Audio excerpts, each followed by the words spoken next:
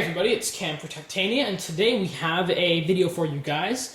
This is a video of the Amazon Kindle Fire. This is an on-the-table tech news video, and we're going to be talking all about the new Amazon tablet that Amazon released last week.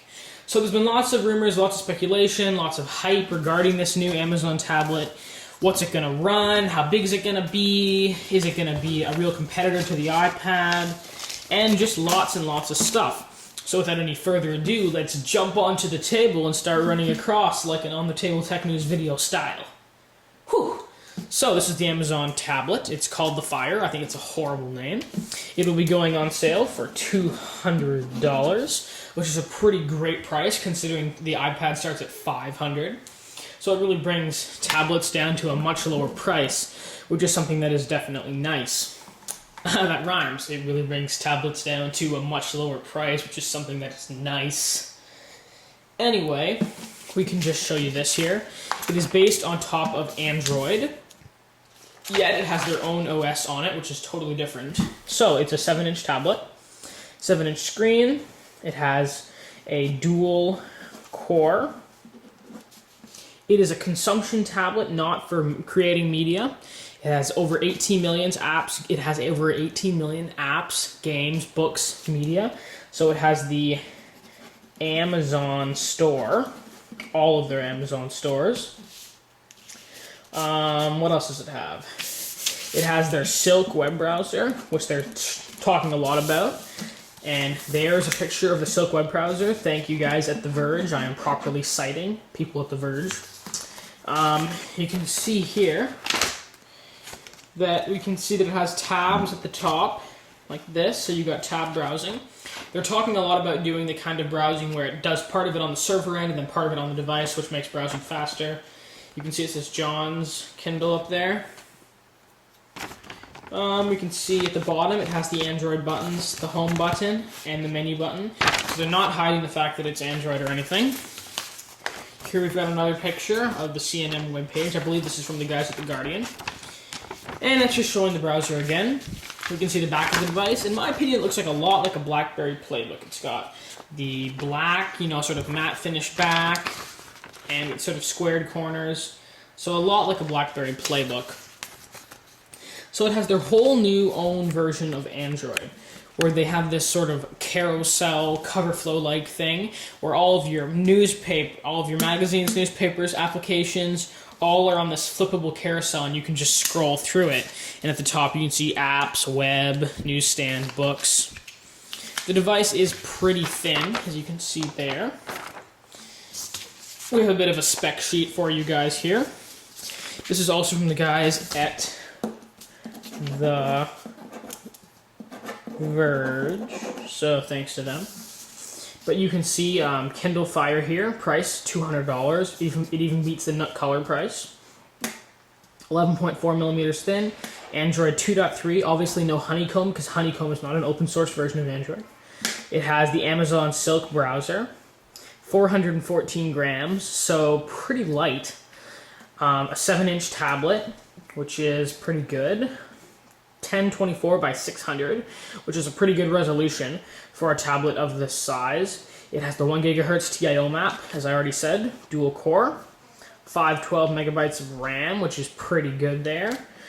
8 gigs of onboard storage, so not a ton. You're not getting 16 or 32 like an iPad, but they are touting the fact that it has Amazon's, services, so you can just have all your media on the cloud and stream it down.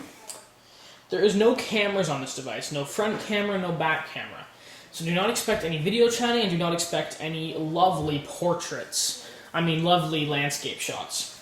So no cameras, Wi-Fi BGN is expected, no cellular data. So there's no Wi-Fi, there's no 3G version, no GPS, so you're not using this as a GPS device, no Bluetooth, and they're saying max runtime being 8 hours. So you're still going to be getting more battery life on the iPad because that is a bigger device. So there are the specs one last time. And we can just show you a couple more pictures of the thing. You can see it is quite thin, and they're using micro USB charging at the bottom. If we go back to this shot here, you can see that we're not really sure how the interface is going to work. Even the people that have used it said they weren't really allowed to use it. Amazon was pretty guarding their devices. They weren't letting, people really get in there and touch them up. So we're not really sure how the device is going to work yet. They're saying we still are a couple months away from release. And really, regardless of how good the device is, at $200, it's going to sell. It's going to sell well, because if you look at the iPad, not the iPad, if you look at the touchpad, when they put it on fire sale, everybody bought one. It was $100, everybody bought one. I rushed out to buy one. I wanted to review it for Titanium. It was gone instantly. They were just all gone. A device at $200 is a little bit more expensive, but it really is in that impulse buy territory. You can just whip out the cash, and there you go. So definitely in the impulse buy zone, almost like a stocking stuffer for $200. Get every kid in the family one, right? And they've got, you got all the games on. You got Cut the Rope, Fruit Ninja, Angry Birds. You got lots of games there. You got your magazines, your newspapers. It really is a device that everybody can use. But it just seems, in my opinion, too good to be true right now. There's got to be some real downfalls of the device. It can't be this good. But Amazon does keep saying we're making, premium devices at non-premium prices. And I think I've got a little bit of an idea as to how they are doing this.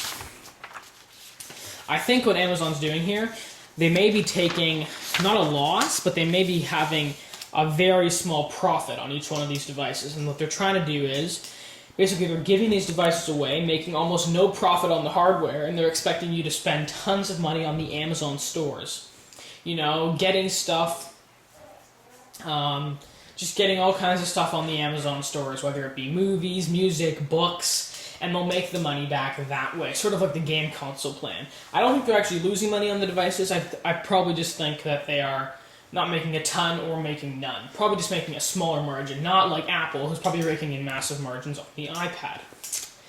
If you look at the device here, they have their Android App Store on there, so you can get all of the Android games. As I already said, Cut the Rope, Fruit Ninja, Plants vs. Zombies, that's a fun one. You just have all the staples, right? So the device will be coming out in the next few months. I can guarantee a review for you guys. I'll be picking one up for sure and doing a review. Hopefully they do a review. Hopefully they launch in Canada at the same time as the US of A. We're not 100% sure yet, but I expect them to launch it pretty soon after, if not at the same time. And maybe, who knows, guys, I'll run down there because I am pretty close to the border. I can practically hop over. Whew, that was a long run of sentences. Anyways, Cam for Titania doing an Amazon Kindle Fire. Oh, I hate the name. Kindle Fire. Amazon Kindle Fire on the table tech news video for you guys. I'll have lots more on the new tech news table videos for you guys, as I've already done Nexus videos, iPhone 4 videos, and lots. So, I've been Cam for Titania doing an on the table tech news video.